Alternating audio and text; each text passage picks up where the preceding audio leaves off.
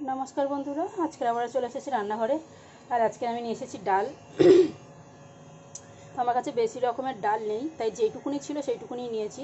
এখানে নিয়েছি এক মুঠো মতো ছোলার ডাল, আর এখানে নিয়েছি 1 কাপ মতো মসুর ডাল, আর এখানে 1 মুঠো মতো নিয়েছি বিউলির ডাল। এইটুকুনি আমার ঘরে ছিল। বন্ধুদের কাছে যা যা ডাল আছে সব 1 মুঠো করে এরকম ছোট ছোট 1 চামচ করে নিলেই হবে। তো আমি এই ডালগুলো আজকে লাউ দিয়ে শুক্তো বানাবো, উচ্ছে দিয়ে লাউ দিয়ে শুক্তো বানাবো। তো এখানে নিয়েছি বেশ কটা উচ্ছে, 5-6টার উচ্ছে এরকম গোল গোল করে কেটে নিয়েছি, এরকম ধরনের পাতলা পাতলা করে। আর এখানে নিয়েছি 1 টুকরো লাউ এরকম ডুমো ডুমো করে। লাউ আর ডাল আমি ভালো করে প্রেসার কুকারে একটু সিটি দিয়ে সেদ্ধ করে নেব। তো চলুন ডালটা ধুয়ে ভালো করে সেদ্ধ করি। এখানে আমি কড়াই বসিয়ে দিয়েছি, আর কড়াইতে দিয়ে দিয়েছি সর্ষের তেল।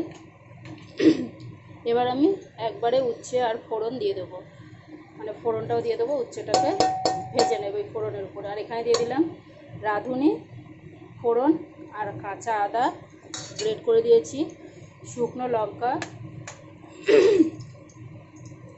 আর তেজপাতা দিয়েছি।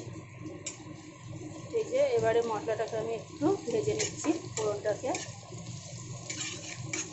এখানে কারোর কাছে রাঁধুনি ফোড়ন না থাকলে গোটা জিরে ফোড়নও দিতে পারে, কিন্তু রাঁধুনি ফোড়নের টেস্টটা এই শুক্তো ডালের জন্য একদম পারফেক্ট।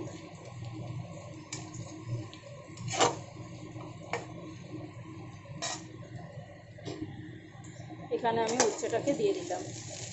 এবার উচ্ছেটাকে আমি একটু ভেজে নেব ভালো করে, খুব কড়া করে লাল করে ভাজবো না, আবার একদম কাঁচা কাঁচা থাকবে সেরকমও ভাজবো না, একটা মিডিয়াম করে সুন্দর করে ভেজে নেব।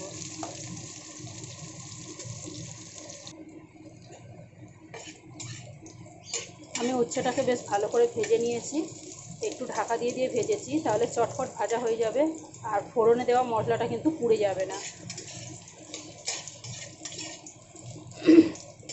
তবে আমার মতো করে রান্না কেউ যদি করতে না চায়, ফোড়ন একসাথে দিয়ে যদি ফোড়ন পুড়ে যাওয়ার ভয় থাকে, তাহলে কিন্তু উচ্ছেটাকে আলাদা করে ভেজে তুলে রাখতে পারে। বন্ধুরা সবাই জানে যে আমি খুব শর্টকাটে রান্না করা দেখাই, তাই আমি এইভাবে রান্না করেছি, কিন্তু এতে আমার কোনো অসুবিধা হয় না। আর উচ্ছে ভাজতে খুব একটা খুব একটা সময় লাগে না, অল্প সময়তে হয়ে যায়। এখন আমি এখানে তেল দিয়ে হলুদ দিয়ে দিলাম তেলের উপরে, দিয়ে দিচ্ছি স্বাদ অনুযায়ী নুন, একটু ধনে গুঁড়ো আর জিরে গুঁড়ো।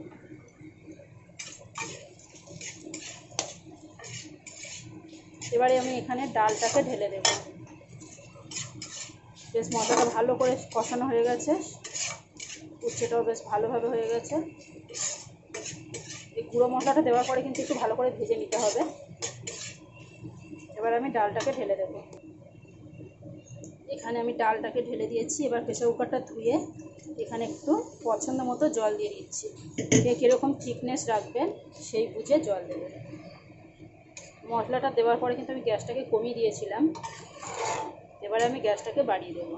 দেখুন কত সুন্দর ডালটা লাগছে। এবার আমি 2 মিনিট ফুটিয়ে নেব। আর এখানে আমি নামাবার আগে একটু চিনি আর একটু ঘি দিয়ে নামাবো, সাথে 2টো কাঁচা লঙ্কাও দিয়ে দেবো কাঁচা।